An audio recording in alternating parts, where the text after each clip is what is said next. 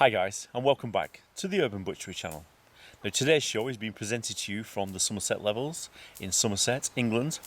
And behind me, I've made some lovely little friends, some lovely chickens, and if you look here, we have a turkey that thinks it's a chicken. Only on the Urban Butchery Channel. Anyway, let's move on. So, on today's show I've got something really lovely and special for you, and something that you can do in your own kitchen.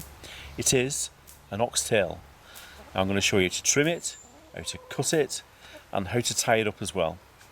Obviously the oxtail, fantastic piece of meat, and it can be used for stews, pot roasts, even oxtail soup of course.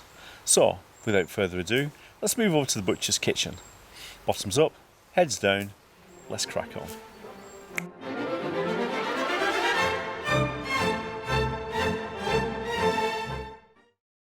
As we said in the introduction, we've got a beautiful oxtail. So a fantastic cut of meat, really versatile, excellent for stews, pot roasts, slow cooking. You can actually debone this and stuff it and then cover it in caul fat. We'll do that in a later date in a different show. But today what we're going to do, we're going to joint the tail all the way through, and then we're going to tie it into a circle which looks really beautiful and presentable, and then it'll be ready for going in a pot roast or a slow cooker. So for this task we're going to be using a 5-inch butcher's knife. Of course we'll need the very important butcher's steel.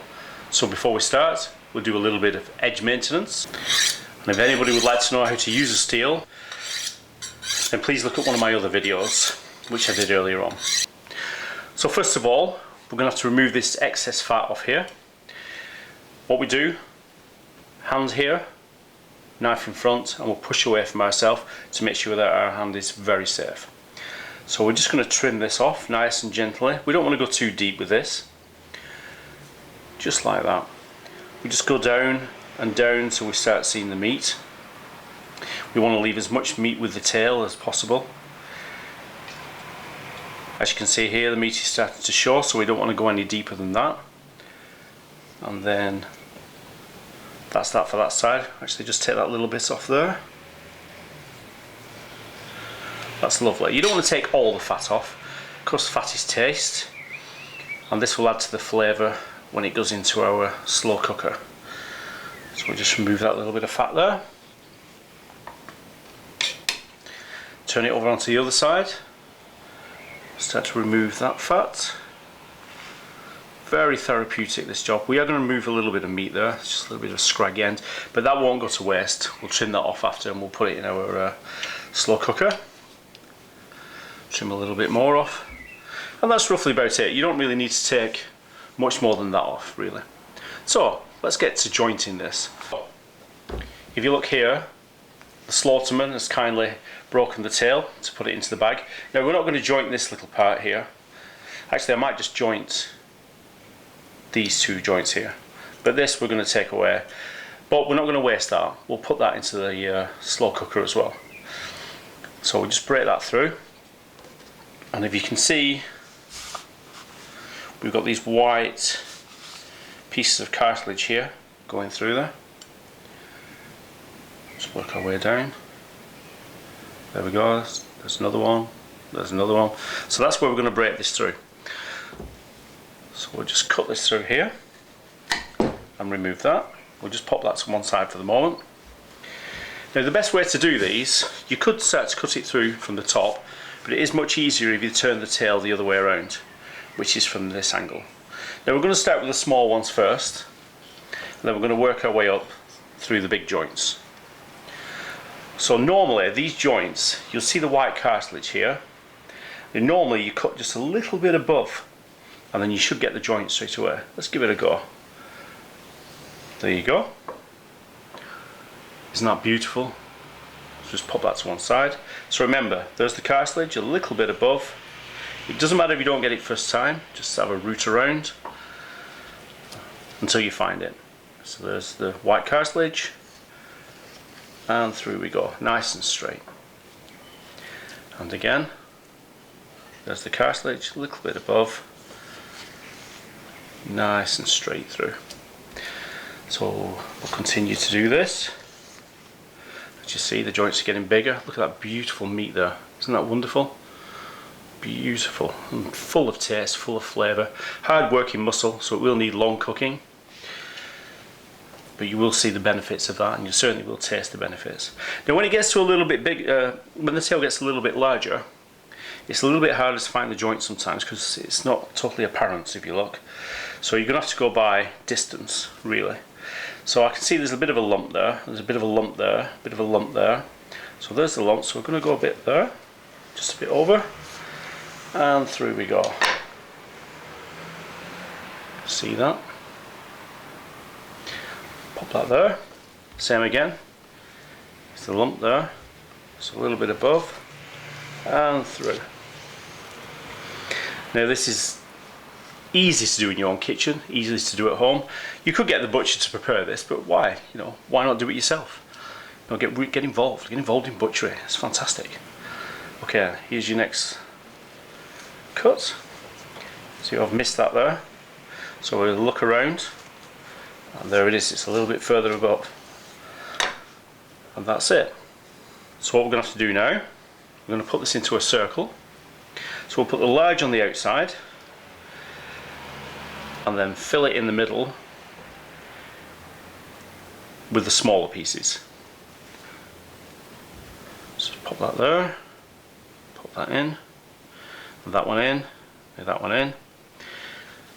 We just keep that into one position like that, so you can see it's starting to take shape. Now we're going to bring the little part of the tail in, and we're going to use probably these joints here. So we're going to cut those. That's one and two, and we're going to pop those in the middle as well. I'm going to use as much of this tail as possible, if not all of it. And there we go. We're going to get our butcher's twine. This is just your normal standard butcher's twine, and we're going to tie a knot, a butcher's knot around this one. Okay. So, if anybody would like to know how to do the butcher's knot, please look at one of the other videos that I did earlier on. So now we're going to put the string round.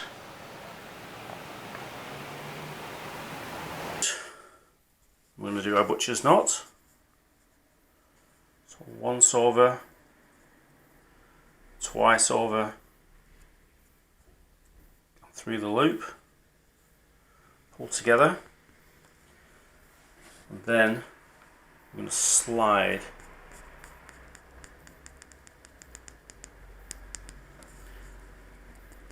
that together.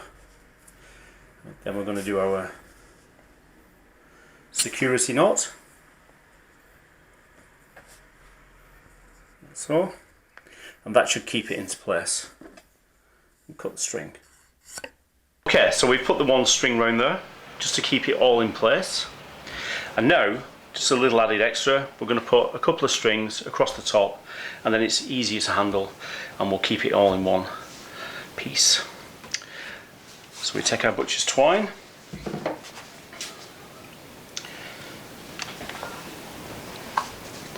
and we place the tail over the top, like so. Bring this over. Just make sure the string is equal underneath as well. And we bring this over once, twice, and then through the loop. And we're just going to make sure this knot goes in there nice and gentle. We don't want to do it too hard, otherwise we could break the whole circle apart. Just like that. Then we're going to do the security knot. So turn, make a loop, pick up the string, and secure. And we're going to repeat that process over on this side. So cross, once over, twice over, through the loop, secure, nice and gently, and then put the security knot on. Now in this case, because of this one here, which has got the odd joint on the bottom, I'm going to put one across this way as well. So we just turn it round, string underneath, make sure you catch that one, right there, over once, over twice, through the loop, and then gently push that in. You can actually apply the security knot before you push it in if you wish, like so. Security knot, and tie off. So there we have it, guys, a beautiful oxtail.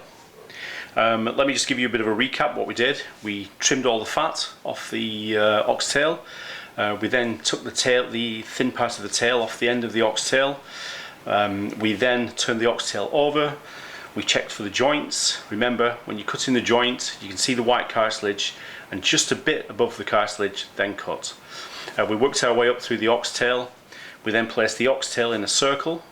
We then brought in the small tail that we cut off at the beginning, cut 2 joints off that and placed that into the middle of the oxtail circle.